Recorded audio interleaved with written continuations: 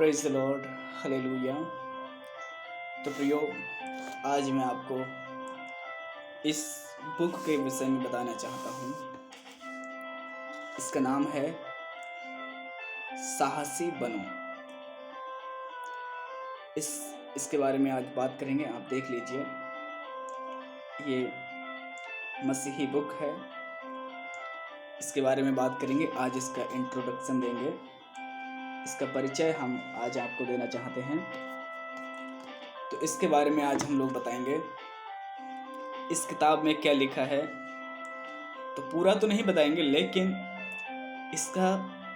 इसमें जो एक पार्ट है उसके विषय में हम लोग बात करेंगे। और इसमें जो पहला पार्ट है उसका नाम है एक मनुष्य जो भोज में आया। एक मनुष्य के बारे में लिखा है जो भोज में आता है, उसके बारे में लिखा हुआ है। और इस किताब में एक व्यक्ति हैं, उनकी कही हुई बात के बारे में भी लिखा है। अल्बर्ट आइंस्टीन ने कहा, सफल मनुष्य बनने का प्रयत्न ना करो, परंतु मूल्यवान मनुष्य बनने का प्रयत्न करो।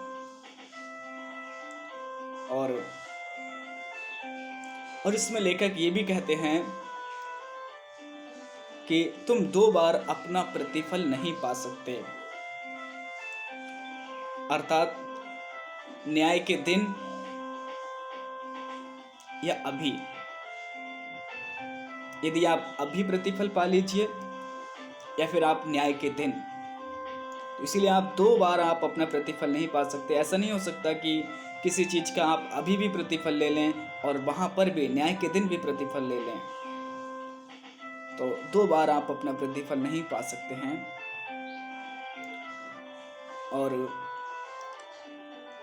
और लेखक इस किताब में एक और बात का जिक्र करते हैं, और वो ये है, लेखक को बहुत बड़ी चिंता है। और चिंता इस बात की है, एक रीति रिवाज का एक चक्र है, और लेखक उस रीति रिवाज के चक्र को तोड़ना चाहते हैं। जैसे कि अभी मैंने बताया, इस किताब के लेखक हैं वारेन डब्ल्यू यीयर्सबी। तो ये इस किताब के लेखक हैं। और अनुवादक भी हम देख लेते हैं। अनुवादक कौन है इसके? अनुवादक हैं डी टाइटस अनुवादक हैं। तो इस किताब के बारे में लिखा है। तो इस किताब में उन्होंने एक रीति रिवाज के चक्र की बात की है, और वो उस रीति रिवाज के चक्र को तोड़ना चाहते हैं। और वो रीति रिवाज का चक्र क्या है, आप जानना चाहते हैं? उन्होंने जिक्र किया है, लोगों की जो सबसे बड़ा जो रीति रिवाज है वो ये है कि लोग अपने ही रिश्तेदारों को बुलाते हैं शादियों में, पार्टी में। अपने रिश्तेदारों को बुलाना कोई खराब बात नहीं है, बुलाइए। लेकिन वो ये कहना चाहते हैं कि जब हम रिश्तेदारों की लिस्ट बनाते हैं, तो उस लिस्ट में हमारे पास जो मेहमान हैं वो गरीब, जरूरतमंद, जो सड़क पर रहते हैं, जो गरीब हैं, जिनके पास घर नहीं है, जिनके पास एक टाइम का रोटी नहीं है, वो रोटी देख भी नहीं पाते हैं सही से, खाने की तो बात दूर है, उन्हें रोटी नसीब नहीं होती है।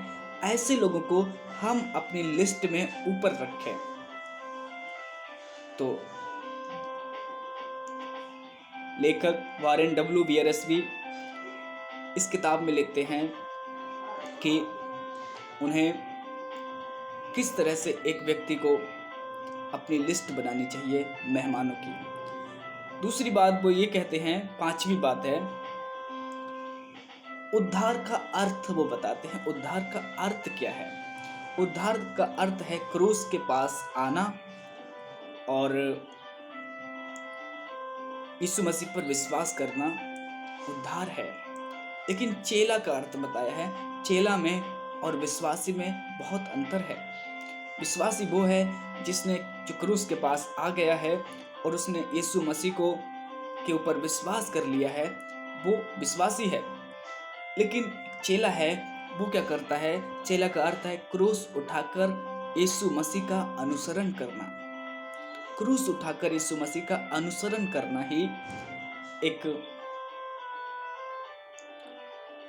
एक चेलापन है। तो जैसे कि हमने शुरू में कहा था,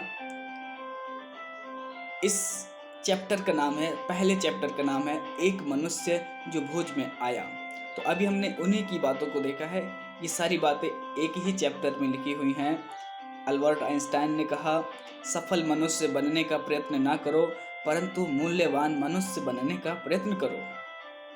लेखक कहते हैं तुम 2 बार नहीं मर सकते, 2 बार प्रतिफल नहीं ले सकते।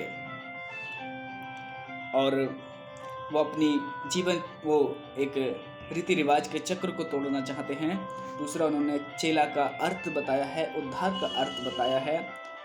तीसरा है, जो पहला है वो ये है, एक व्यक्ति जो भोज में आया था वो कौन था?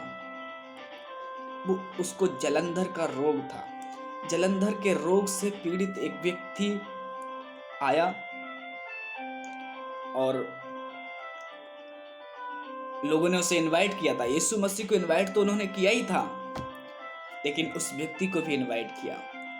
और वो इस किताब में ये बताना चाहते हैं कि उन्होंने उसे हथियार के रूप में इस्तेमाल करने के लिए बुलाया था।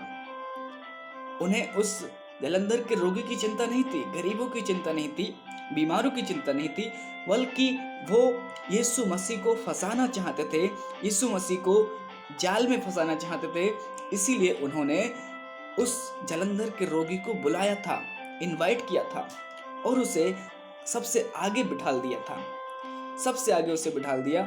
सबसे आगे इसीलिए बिठाला क्योंकि यीशु मसीह की आंखें उसी व्यक्ति पर पड़े, इसीलिए उसे बिठाला। और यीशु मसीह तो दयालु हैं और वो अवश्य ही उसे चंगा करेंगे। और वो चाहते थे कि यीशु सबत के दिन को तोड़े और हमें मौका मिले और हम उससे पूछेंगे, सबत के दिन को आपने क्यों तोड़ा? और ऐसा सिर्फ एक बार नहीं हुआ था। लेखक कहते हैं कि उससे पहले 7 बार यीशु मसीह सबत को तोड़ चुके थे। तो उस जलंधर के रोगी को वो लोग हथियार के रूप में इस्तेमाल करते हैं, यीशु मसीह को फंसाने के लिए। तो ये सारी बातें पहले चैप्टर में हैं।